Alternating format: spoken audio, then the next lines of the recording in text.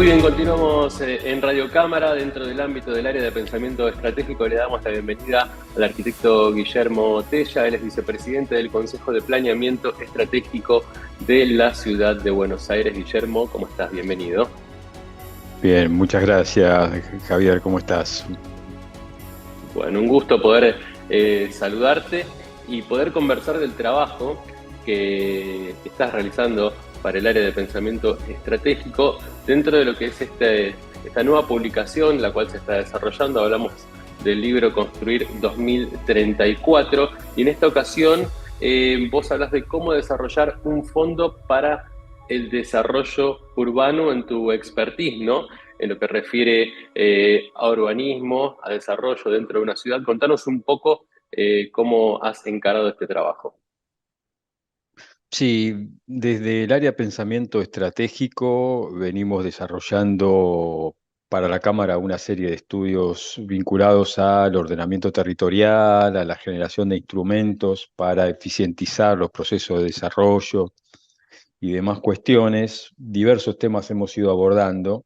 En este caso particular nos interesaba reflexionar sobre cómo empezar a pensar un fondo de desarrollo urbano, cómo generar cierto excedente que permita ser direccionado hacia mejoras en el espacio público, la dotación de infraestructura. El Fondo de Desarrollo Urbano es una herramienta clave que distintos países utilizan para poder desarrollar obra pública con eficiencia. En ese sentido, de alguna manera como que se balancea entre los planteos del mercado inmobiliario, y que buscan como maximizar la renta, y por otro lado las necesidades de vivienda, de calidad de hábitat y demás cuestiones. Entonces hay como una tensión instalada donde el Estado tiene que deslizarse en cierta incertidumbre, a veces en cierta confusión, pero hay un proceso que busca la acumulación de la renta, y en este sano juego del libre mercado, y por otro lado una ciudad que crece con altos niveles de informalidad, de inconsistencia. Entonces buscábamos ver qué posibilidades de articulación existían entre ambos procesos. Y la generación de un fondo era una posibilidad que permitiría generar ciertos dispositivos recaudatorios para dirigirlos efectivamente hacia, sobre todo, dotación de infraestructura física y social, en barrios populares, en población vulnerable, en ciudad que crece con bastante fragilidad. Es una forma que aparece como un instrumento articulador, de alguna manera, así lo planteamos. Hemos relevado diversas experiencias en el mundo, y estas figuras han adquirido denominaciones distintas: fondo de desarrollo, fondos de fomento, en fin, pero en todos los casos le permite a los gobiernos locales hacerse de un fondo específico para el proyecto de infraestructura, de equipamiento, de espacio público y demás cuestiones. Eh, ¿Cómo? Bueno, a partir de la generación de convenios urbanísticos, de gravámenes para inmuebles en desuso, contribuciones por mejoras, a veces contribuciones por lo que se llama valorización del suelo, reajustes de parcelas. Otra figura es compensación de deudas por tierras, eh, compensación de uso de indicadores urbanísticos diferenciales, son casos, o donaciones, también multas, en fin, distintos instrumentos que permiten ir haciendo una captación de excedente que permita tender hacia equidistribuir cargas y beneficios. Sí, Este sí. fue de Ahora, alguna Guillermo, la manera, pregunta es, sí. porque es muy interesante, recordando que la esencia, ¿no? En este caso de la publicación de APE, del Construir 2034, tiene que ver con el trabajo necesario, las políticas necesarias que hay que implementar pensando una década hacia adelante. Entonces, esto que vos me decís, que también se replica en otras ciudades importantes del mundo, significa que el enfoque del fondo va a estar destinado al desarrollo, en este caso, de viviendas. Es un tema de tratar de poder surfear el déficit habitacional que existe en las ciudades. Sí, está pensado a una de cada vista, es cierto, y pretende no solo la generación de viviendas, que también es un tema a resolver, sino Ujú. todo lo que está en torno a la vivienda. Ahí Claro. nosotros tenemos un enorme déficit habitacional, estructural, de tipo cuantitativo, faltan viviendas, pero también de tipo cualitativo. Muchas de las viviendas construidas tienen baja consistencia y además Ujú. no basta con eh, políticas viviendistas que generen vivienda masiva, sino que permitan producir ciudad, es decir, las condiciones de entorno que permitan el desarrollo de la vida en comunidad. Y Ujú. esto implica la dotación de infraestructura, generación de transporte, equipamiento, sanitario, recreativo, educativo.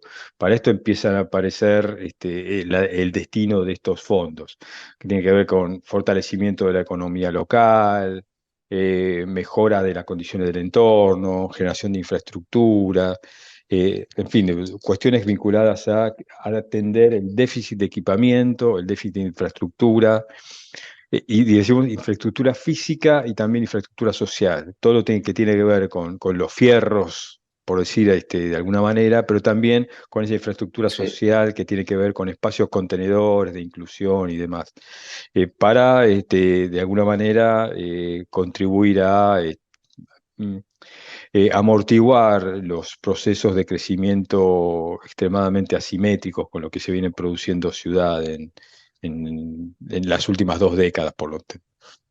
Sí, tal cual, tal cual. He prestado atención al trabajo que estás realizando desde hace mucho tiempo en la ciudad de Buenos Aires y siento que tenés un particular interés por todo lo que está sucediendo con el Riachuelo y especialmente por, bueno, toda la zona aledaña al mismo, ¿no? El trabajo que hay que allí realizar la infraestructura porque hay diversos asentamientos, hay una necesidad de ahí de desarrollar mejor infraestructura, como vos lo mencionás, infraestructura de calidad y esto con el paso de los años, creo que los que vivimos en la ciudad de Buenos Aires, bueno, entendemos las idas y vueltas que han existido diversas respecto de este tema, que bueno, es difícil de ir sorteando, ¿no? Para encontrar una muy buena solución, un trabajo a muy largo plazo respecto de poder limpiar el riachuelo y también tener una infraestructura apropiada alrededor del mismo. Contanos un poco desde tu visión, porque en parte se conjuga con lo que están trabajando en API y lo que estás mencionando. Sí, sí, en efecto. Desde el Consejo de Planeamiento Estratégico de la Ciudad de Buenos Aires, espacio que eh, por mandato constitucional lo preside el jefe de gobierno y tiene una serie de autoridades electas que tienen un mandato de 2 años. En este momento soy vicepresidente primero. eh, He sido director ejecutivo durante varios años, vengo trabajando en este espacio y en ese marco desarrollamos tiempo atrás 2 planes de sector, 2 planes de reordenamiento de piezas singulares de la ciudad de Buenos Aires, uno que tiene que ver con la ribera del Río de la Plata y otro con la Avenida General Paz, con todo ese corredor. Ujú. Esos proyectos ya tienen iniciativa legislativa, se están debatiendo, forman parte de la carpeta para la toma de decisiones de parte del Ejecutivo. En este momento, en particular, estamos trabajando sobre el borde de la ribera del Riachuelo, cerrando un poco el Ujú. círculo, el polígono de la ciudad de Buenos Aires, habiendo hecho Río de la Plata, Claro. General Paz. Con el Riachuelo cerraríamos todo el perímetro de borde con planes de sector en un momento donde se están cumpliendo 15 años del fallo de la causa Mendoza. La causa Beatriz Mendoza y otros fue sancionada el 8 de julio del 2007 y en o 2008, en estos 15 años se puso en marcha Acumar y una serie de espacios al ritmo de la Corte para generar obras de saneamiento, de mejora en toda la cuenca. Desde la Ciudad de Buenos Aires Claro, tomamos la cuenca baja, es decir, desde Puente La Noria hasta la desembocadura del Río de la Plata, con el particular acento de acompañar los procesos de saneamiento ambiental, pero también de restitución urbana, social, productiva, de todo el tejido de la Ciudad de Buenos Aires. Y se lo hace en un proceso de construcción colectiva con las más de 200 organizaciones que forman parte de este consejo, colegios profesionales, sindicatos, universidades, fundaciones, cámaras y demás, entre ellas la Cámara Argentina de Construcción, que forman parte de este espacio y que aportan con ideas a pensar esta pieza singular de la ciudad no como un patio trasero, sino como un eje vertebrador metropolitano. Siempre sistemáticamente, durante un siglo y medio, ha sido el depósito, sí, el lugar de deposición, si se quiere, de sí, efluentes y sí, tal cual. de las actividades más contaminantes, ¿no? Y ha habido una política silenciosa, sostenida a través del tiempo, con las barracas, con los saladeros en su momento, luego los frigoríficos, las Ujú, curtiembres.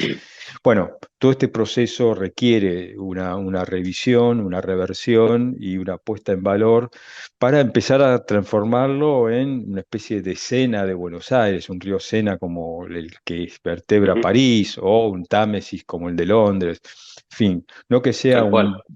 una cloaca, sino que sea un eje con valor paisajístico, con valor ambiental, con valor urbanístico, que articule y no que fracture. Y sobre estas cuestiones estamos avanzando bastante. Esperamos en un par de meses poder tener ya el proyecto consolidado y hacer su presentación en los ámbitos legislativos para su discusión. Ujú. Así que es un enorme trabajo que venimos desarrollando. Guillermo, y te pregunto entonces, porque esto, pues lo mencionás, no es algo de nuestros días, es de larga data. ¿Por qué ha sido tan difícil a lo largo de las décadas poder transformar, en este caso, el riachuelo en vos lo mencionabas, en un eje troncal que está entre la ciudad de Buenos Aires y que también atraviesa el AMBA y que sea un espacio para el disfrute, para la recreación, como sucede en otras partes del mundo? Ha habido implícitamente un acuerdo en la comunidad del destino de ese área. Digo, por acción o omisión Ujú, hemos claro. aceptado que ese es el área más baja, área inundable, área más degradada, más vulnerable y por tanto receptora de las actividades más nocivas para la ciudad. En su momento estaba la quema, también eran zonas de anegadizas, en fin, digo, sistemáticamente, bueno, la vuelta de Rocha era el puerto de Buenos Aires, a principios del siglo XIX, hasta mediados del siglo XX, hasta mediados del siglo XIX, cuando empezó a armarse Puerto Madero, digo, y las zonas de saladeros de carne y después los frigoríficos, incluso las curtiembres, se fueron localizando ahí y estaba bien porque generaban externalidades que socializaban los costos. El vertido de fluentes al curso de agua estaba naturalizado y nadie lo objetaba. Entonces, no ha habido una vocación de convertirlo en un eje vertebrador. Siempre fue como un territorio fronterizo, territorio orillero, de borde, y no que estructure, que articule, que integre. Y de hecho tiene muy pocas conexiones con el área metropolitana, ¿no? Tiene algunas en torno a micro y macrocentro y después se van disipando hasta Puente La Noria. Ha habido muy poca, y la sigue habiendo, muy poca articulación, con lo cual ese río, más que integrar, fractura y segrega, y las actividades que se van aglutinando en el entorno también contribuyen a Sí, eso. Las obras de mejora que se han venido llevando a cabo desde Acumar, con ciudad, nación, provincia, en la cuenca baja han generado impacto lento, pero progresivo, sostenido, de alguna mejora ambiental, la apertura del camino de Sirga, algún corrimiento de viviendas con palafitos, asentamientos precarios y demás. Ha habido alguna mejora sensible sí, que a 15 años vista parece insuficiente, pero que requiere, y por eso el aporte desde la ciudad, de un plan estratégico que permita orientar acciones en función de una regeneración urbanística, de un tejido que vaya regenerándose social y urbanísticamente. Y en eso estamos avanzando. excelente. Bueno, Guillermo, es un placer tener de primera mano el trabajo que están realizando en el área de pensamiento estratégico, en este caso, repensando este fondo para el desarrollo urbanístico, no solo en la ciudad de Buenos Aires, sino esto se traslada a toda la República Argentina y con tu experiencia trabajando en el gran equipo del área de pensamiento estratégico. Así que te agradecemos por este tiempo. Como siempre, es un placer que puedas estar en este espacio. Bueno, muchas gracias, Javier. Gracias por la invitación. Quisiera cerrar con unas palabras que siempre recupero de Jaime Lerner en tiempos de su alcaldía como prefecto de Curitiba. Él siempre se señalaba, la ciudad no es el problema, la ciudad es la solución. En la ciudad tenemos que encontrar las soluciones para una mejora de la calidad de vida. Y creo que algunas de estas ideas como un fondo de desarrollo urbano o un plan de sector para áreas degradadas tienden a contribuir a encontrar soluciones en nuestras ciudades.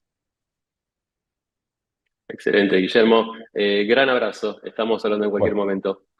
bueno, muchas gracias, gracias a ustedes. Muy amable.